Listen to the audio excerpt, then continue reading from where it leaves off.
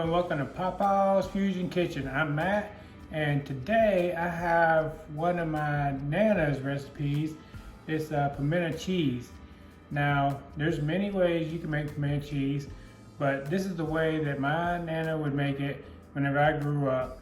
And let me just show you how we're gonna do this. It's a very, very easy, simple recipe, but very good, especially if you let it sit for 24 hours. You can use it for so many different things, and I'll give you a few options at the end. So let's look and see what all the ingredients are. So here are the ingredients that you're gonna need. You're gonna need at least a block of cheddar cheese. Now today I'm using sharp cheddar. You can use whatever you prefer. If you prefer mild, medium. I actually prefer extra sharp, but they didn't have that at the store today, so I'm using sharp. And for every pound of cheese you use, you want to use 1 jar of pimentos, and I will put that in the description of this video underneath the directions.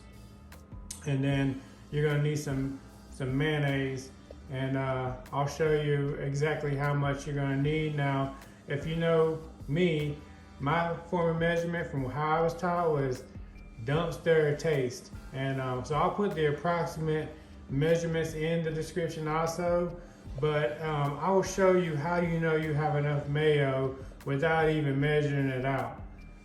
So let's go ahead and get started. So the first thing you want to do is cut this block up in manageable pieces. That I'm using a food processor to grate mine. Now you can use a hand grater if you want, but for my food processor, I need to cut it up in manageable pieces.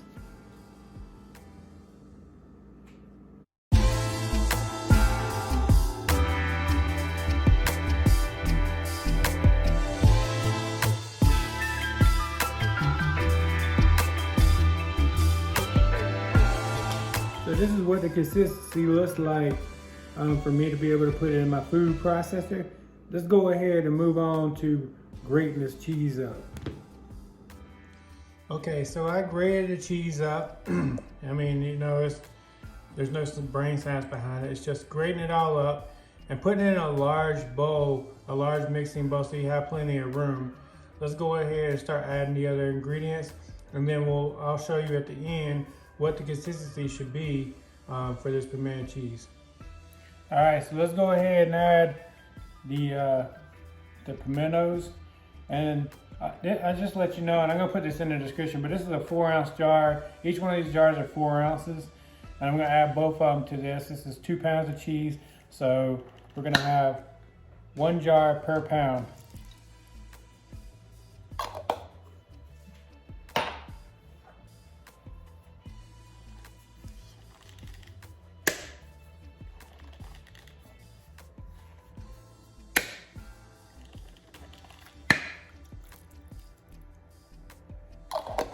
Okay, let's go ahead and now add the mayo.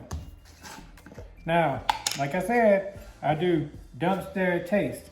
So I kind of know how much I need, and I just add and then mix. And it's probably gonna be, I don't know, if I had to take a guess, probably about 3 cups. But what you're really looking for is the consistency at the end.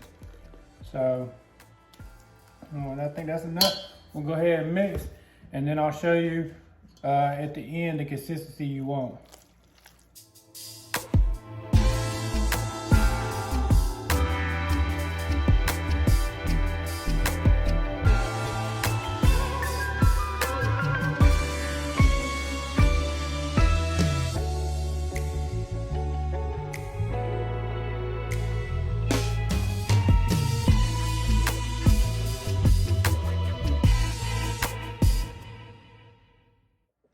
All right, let me show you the consistency you're looking for. You want it to be creamy, and you want the cheese to be able to move freely. And I use approximately half of a 48 fluid ounce jar. And so basically you just want to eyeball it and look at it and see how it stirs. And just to let you know, some of this, the cheese sometimes, if you leave it overnight, it will thick enough, and then you just add a little bit more mayo. So let's go ahead and taste it. I'm gonna go ahead and taste it and see what I think, and then that'll determine how much salt and pepper.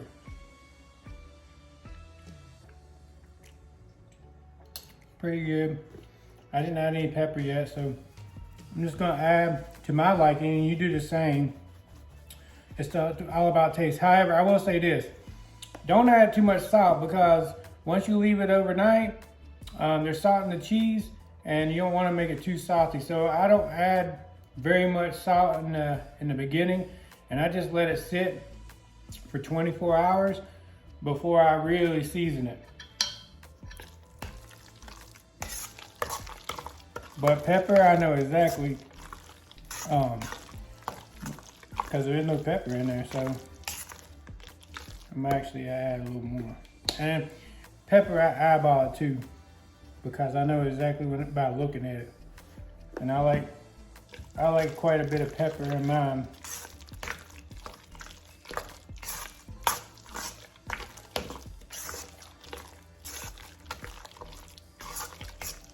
I'll add just a little bit of salt. Probably about a teaspoon.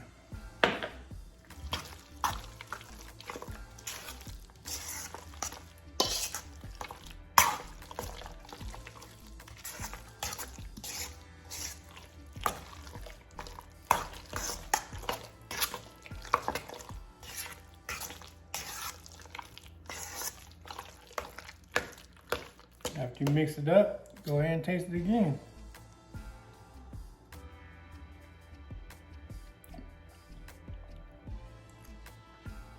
Pretty good.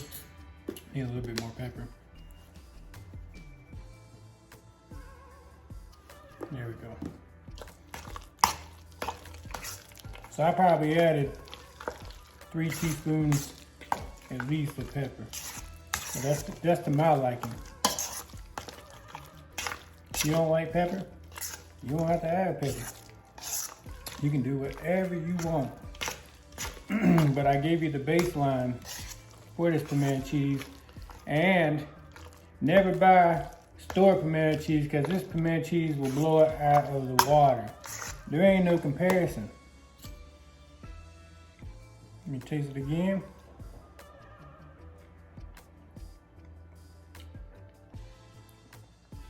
Oh yeah, that's spot on. So let me show you how I like to eat it. All right, so this is how I like to eat it. I like to put it on bread. However, here's a few other options you can use. You can put it on celery. You can use it as a dip and dip your crackers in there. You can even make pimento cheese corn balls. They're fried up. Maybe I'll do a video on that. I'll show you exactly what I was talking about. But this is how I like to eat it. So I just put some on my bread and eat it as a sandwich. And let me show you another key ingredient for this that will kick it up a notch. So you gotta get some on there. Then you gotta put, after you get your pimento cheese on there, use your favorite hot sauce. Now Texas Pete's my favorite hot sauce because it's from the great states of North Carolina. So let me go ahead and put this on there. And let's go ahead and give it a try. I already know it's good. I would never share a terrible recipe with you guys if it wasn't good.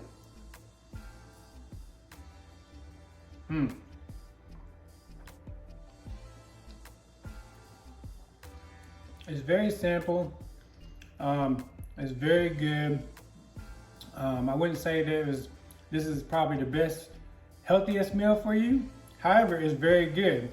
It's very simple, and you ain't never gonna have to buy store-bought pimento cheese. Now, once you let this sit for 24 hours, you go back and you want to check to make sure of the creaminess.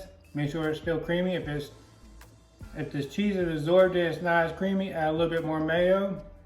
And at that point, that's whenever you can really add a little bit more salt if you need to.